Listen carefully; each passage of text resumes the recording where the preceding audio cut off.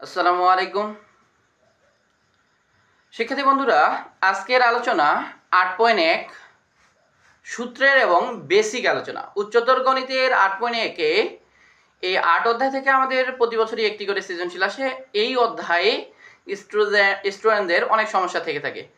আজকের পর থেকে আর কোনো সমস্যাই থাকবে না। আজকের আমরা আলোচনা করব বেসিক 8.1-এর বেসিক আলোচনা, এবং আজকের আলোচনা থেকে প্রতি বছরই একটি করে এমসিকিউ কম বেশি চলে আসে।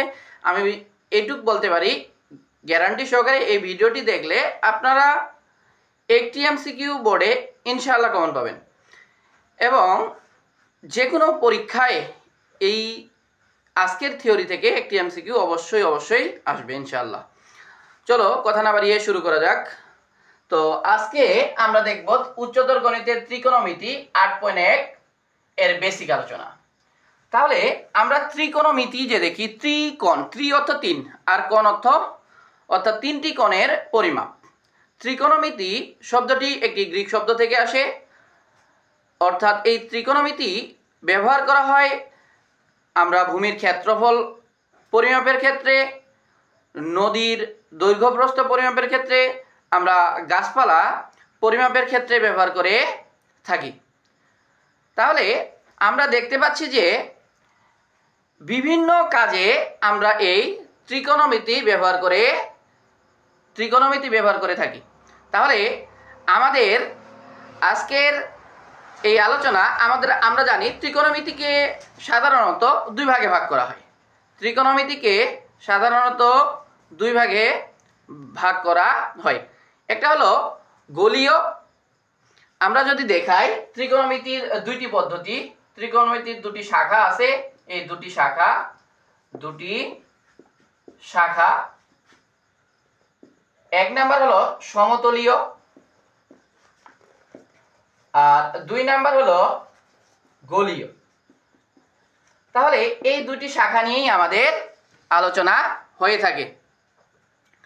তাহলে আমরা যখন সমতলীয় যে আমাদের যেই শাখাগুলো আছে, আমরা এই ত্রিকোণমিতির চারটি ভাগ আছে, অর্থাৎ চারটি চতুর্ভাগ আছে।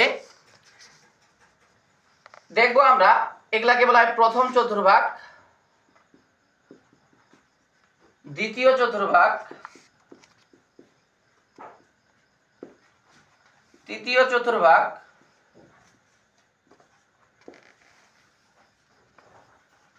চতুর্থ চতুর্ভাগ। শিক্ষার্থী বন্ধুরা, এই চতুর্ভাগ থেকে আমাদের এমসিকিউ হয়ে থাকে। আমাদের এই চতুর্ভাগে ঘড়ির কাঁটার বিপরীতে ঘোরে, অর্থাৎ অ্যান্টি ক্লকওয়াইজ। তাহলে আমরা এই অ্যান্টি ক্লকওয়াইজ অনুযায়ী যদি ঘড়ি, আমাদের ঘড়ির কাঁটা নিচের দিক দিয়ে ঘুরে, তাহলে আমাদের অ্যান্টি ক্লকওয়াইজ অর্থাৎ ঘড়ির কাঁটার বিপরীত দিকে ঘুরে থাকে। তাহলে আমাদের এটা প্রথম চতুর্ভাগ 90 ডিগ্রি, দ্বিতীয় চতুর্ভাগ 90 ডিগ্রি, তৃতীয় চতুর্ভাগ 90, চতুর্থ। তাহলে এই চতুর্ভাগের মান আমাদের 0 ডিগ্রি থেকে বড়, থিটার মান 90 ডিগ্রির থেকে ছোট। অর্থাৎ আমরা এটাকে লিখতে পারি 0 ডিগ্রি থেকে বড় এবং থিটার মান π/2 এর থেকে ছোট।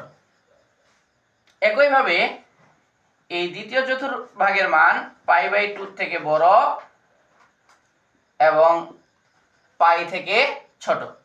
বন্ধুরা, এই পাই মানে আমাদের বৃত্তীয়র ক্ষেত্রে 180 ডিগ্রি, আমাদেরকে মনে রাখতে হবে। তাহলে তৃতীয় চতুর্ভাগের ক্ষেত্রে পাই থিটা এর মান পাই এর থেকে বড় এবং 3π/2 এর থেকে ছোট। ঠিক একইভাবে এখানে 3π/2 এর থেকে বড়, থিটার মান এবং 2π থেকে ছোট। বন্ধুরা, আমরা দেখতে পাচ্ছি যে এগুলাতে আমাদের বিভিন্নভাবে ভাগ হয়ে থাকে। বন্ধুরা, কোণ পরিমাপের ক্ষেত্রে আমরা যদি বলি, যখন ঘড়ির কাঁটার বিপরীতে ঘুরে তখন তার মান হয় প্লাস, অর্থাৎ ধনাত্মক, কিন্তু ঘড়ির কাঁটার বিপরীতে মান হয় থিটার মাইনাস, অর্থাৎ ঋণাত্মক। তাহলে চতুর্ভাগে আমরা যে মানগুলো বসাই, আমরা যদি বলি 540 ডিগ্রি কোন চতুর্ভাগে অবস্থিত? আমরা বলে থাকি 1110 কোন চতুর্ভাগে অবস্থিত? আমরা বলে থাকি 1550 কোন চতুর্ভাগে অবস্থিত? আমরা যদি বলি আবার প্লাস মাইনাস দিয়ে যদি বলি, একবার প্লাস একবার মাইনাস, আমরা দেখব আজকে এই প্লাস মাইনাস মান কোন চতুর্ভাগে অবস্থিত। তাহলে আমরা যদি দেখি এই চতুর্ভাগের ক্ষেত্রে আমরা ক্যালকুলেটরের সাহায্য নিয়ে বলতে পারি যে আমাদের যখন কোনো মান দেওয়া থাকবে, যদি ধনাত্মক দেওয়া থাকে, ধনাত্মক দেওয়া থাকলে ধনাত্মক হলে ঘড়ির কাঁটার বিপরীত, তাহলে ঋণাত্মক হলে ঘড়ির কাঁটার দিকে। তাহলে বন্ধুরা আমাদের দিকে বিপরীতে যাই ঘুরুক না কেন চতুর্ভাগের মানের কিন্তু পরিবর্তন হবে না, প্রথম চতুর্ভাগই থাকবে।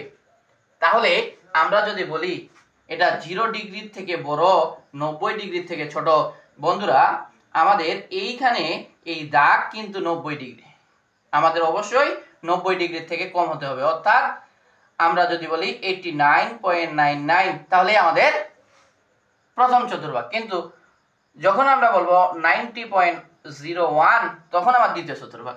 তাহলে আমরা বন্ধুরা এই মানের ক্ষেত্রে যেই মান দেওয়া থাকবে, আমরা যদি বলি মানের ক্ষেত্রে যেই মান দেওয়া থাকবে সেই মানটাকে থিটা হিসেবে ধরি, এই থিটা মানকে 90 ডিগ্রি হিসেবে ভাগ করার পর আমরা যেই মানটি পাবো ক্যালকুলেটরে সেটা সেই চতুর্ভাগে অবস্থিত।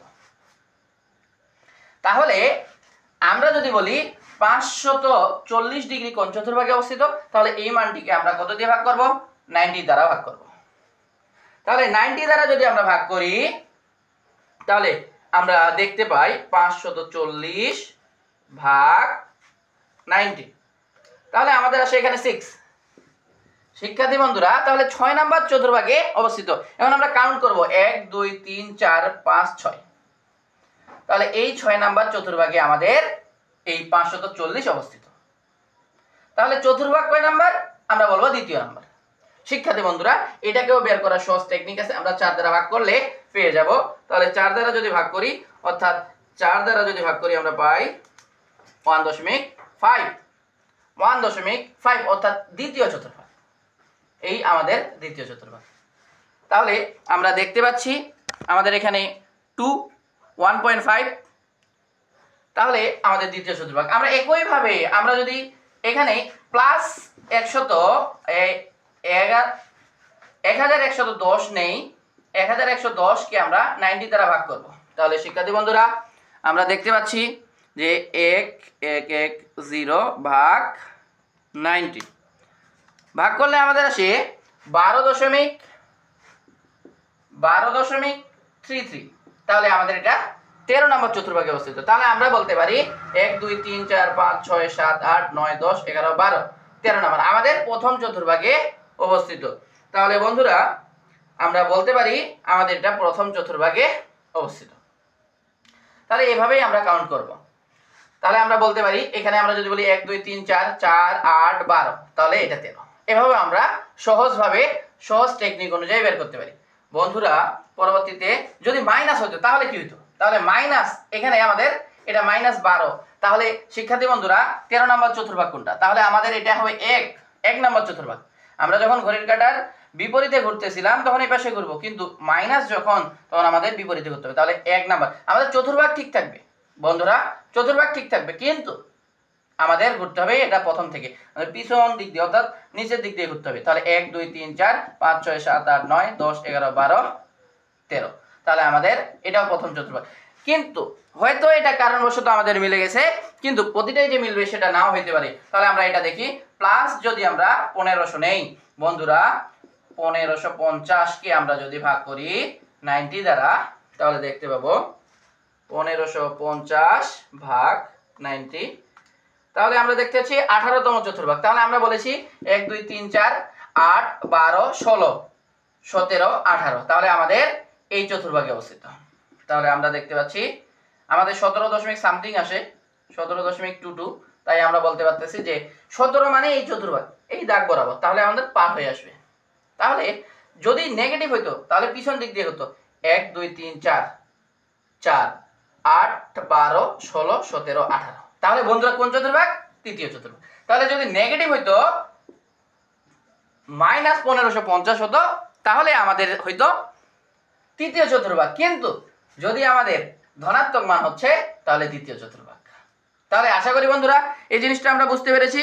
আমাদের এই চতুর্ভাগের এমসিকিউ পরীক্ষায় এসে থাকে। আমরা এখন দেখব কোন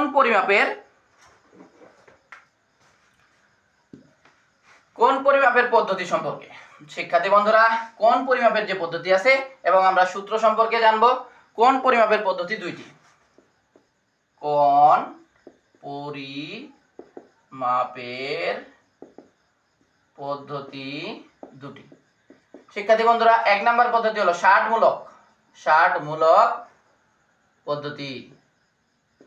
2 নাম্বার বৃত্তীয় পদ্ধতি। তাহলে শিক্ষার্থী বন্ধুরা, এই যে আমাদের ষাটমূলক পদ্ধতি কি? অর্থাৎ আমাদের যে সমকোণ অর্থাৎ 90 ডিগ্রির যে মানের হিসাব, এটা আমাদের ষাটমূলক পদ্ধতি। এবং বৃত্তীয় পদ্ধতি কোনটা? বৃত্তীয় পদ্ধতি হলো আমরা যে রেডিয়ান বা ডিগ্রি পরিমাপ করি সেটা।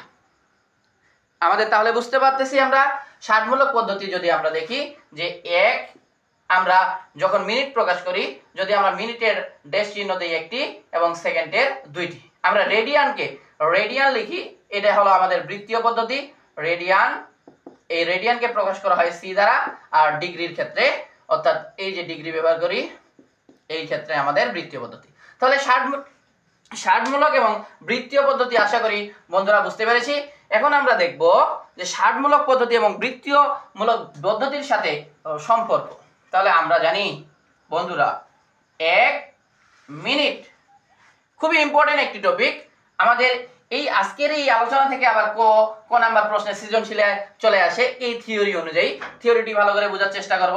আমরা যদি 1 সেকেন্ডকে আমরা যে কোনো সেকেন্ডকে যদি মিনিটে প্রকাশ করতে চাই, তাহলে 1/60 দ্বারা গুণ করতে হবে। কেমন কথা?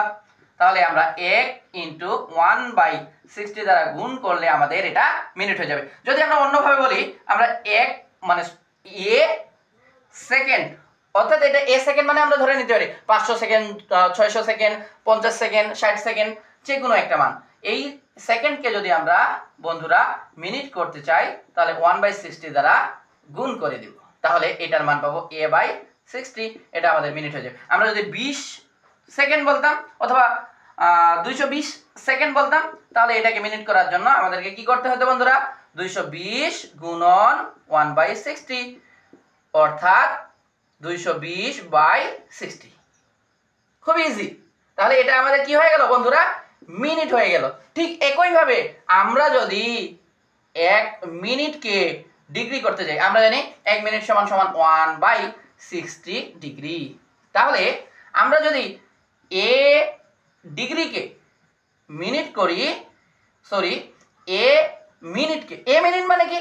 এ মিনিট মানে হতে পারে 500 minute, 600 minute, 700 minute, 200 minute, 50 minute, যে কোনো মিনিট। সেটাকে যদি ডিগ্রি করতে যাই তাহলে এই মিনিটটাকে আমরা 1/60 দ্বারা গুণ করে দেব, তাহলেই আমাদের ডিগ্রি হয়ে যাবে। এখন আমরা যদি বলি 350 মিনিট একে ডিগ্রি করো, তাহলে আমরা ডিগ্রি করার জন্য 350 গুণন 1/60, দ্যাটস এনাফ।